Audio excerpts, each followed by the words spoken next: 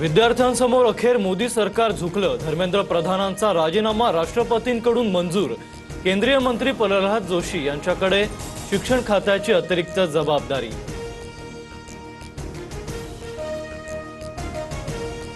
माझं मन 10 दिवसांपासून दुःखी होतं। युवा शक्ती देशाची खरी ताकद। तरुणांना इतर कुणी भरकटवू नये म्हणून मी स्वतः पंतप्रधानांकडे राजीनामा दिला। धर्मेंद्र प्रधानांचं भाष्य। आपण सर्वांनी करून दाखवलं। या सरकारमध्ये राजीनामे होत नाहीत असं म्हणणाऱ्यांना हा दणका। दुनिया झुकती है, झुकाने वाला चाहिए। प्रधानांच्या राजीनाम्यावर अभिजित दिपकेंची पहिली प्रतिक्रिया। शिक्षण मंत्र्यांच्या राजीनाम्यासह आंदोलक विद्यार्थ्यांवरील गुन्हे मागे घेणार।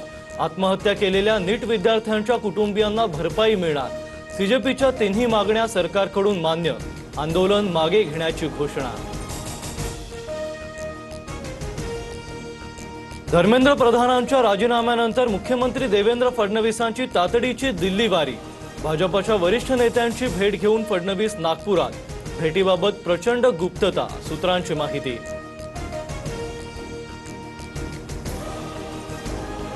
जे दिलंय त्या समाधानी, चित्त नेहमी समाधानी असू द्यावं। दिल्लीत जाण्याच्या चर्चांवर मुख्यमंत्री फडणवीसांची TV9 मराठीला एक्सक्लुझिव्ह प्रतिक्रिया। सरकार हटवण्याची वेळ आली आहे। पंतप्रधानांनी विद्यार्थ्यांची माफी मागावी। दिल्लीत जे घडलं त्याला शहा जबाबदार। विद्यार्थ्यांवर झालेल्या हिंसेतील दोषींवर कडक कारवाई व्हावी। राहुल गांधींची मागणी। सीजेपी आणि देशातील जेनझींचं अभिनंदन। आंदोलनाची पुढची दिशा विचारपूर्वक ठरवा। सरकारनं आता शिक्षण व्यवस्था सुधारण्यासाठी काम करावं। सोनम वांगचुक यांचं आवाहन। लोकशाही संवादाची आवश्यकता असते। राजीनामा घ्या, नाहीतर चर्चा करून म्हणणं ऐका, असं मोदींना सांगितलं। माझी मोदींशी जी चर्चा झाली त्याचा परिणाम आज दिसला। शरद पवारांचं भाष्य।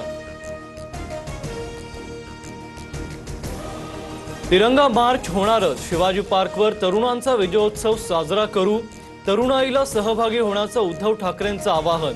आंदोलनात साध्या वेशात घुसलेल्या गुंडांवर कारवाई कधी होणार? ठाकरेंचा सरकारला सवाल।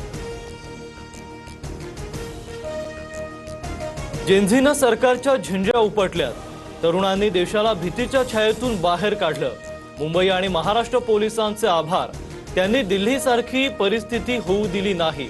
राज ठाकरेंकडून अभिनंदन। टीईटी पेपरफुटी प्रकरणी दोघांना बिहारमधून अटक। मुख्य आरोपी बिजेंद्र गुप्तासह साथीदार इंद्रजीत सिंग उर्फ पिकू अटकेत। आरोपींमध्ये गुप्तासह पत्नी आणि साडूचाही समावेश। प्रकरणात आतापर्यंत 14 आरोपींना अटक।